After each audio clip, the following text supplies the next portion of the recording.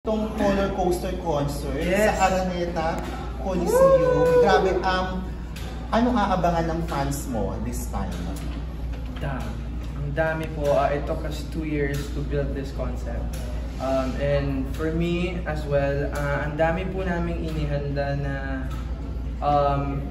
hindi siya, well, I'm not speaking for everyone, but for an OPM singer like me, I like to do things that are impossible, and I like to do things in my way.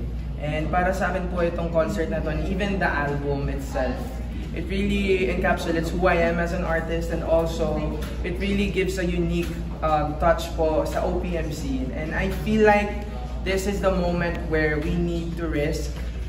And para sa akin po yung concert na to, hindi siya basta-basta concert. It's going to be a world, you guys are entering a world of the color coaster. So, pinaghirapan po namin i-build yung world na to. May pressure ba on your part? Kasi sobrang matagumpay yung NFT concert mo. 2 days yun, diba 2 nights.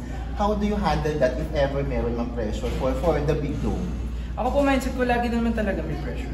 Lagi talaga may pressure. And of course, may mga i-reveal kami. Malaki pong opportunity for me also, because I will be directing my own concert. First time? Well, nung last time po kasi, medyo sa creative direction po ako talaga yung nasunod. So, for this one as well, kasi I created the Color Coaster world, so why not ako din mag-direct ng concert? So sabi ko, I'm really honored and thrilled na I got the chance and opportunity, and they gave me the trust for me to direct. Kasi po, I've always been dreaming of directing something. And para sa akin po itong concert na to, it's not just a milestone, but also it's para sa akin po, it's the physical or the human form of me and my heart. And para sa akin po, I'm really excited to show that side of me na hindi po nakikita ng maraming tao.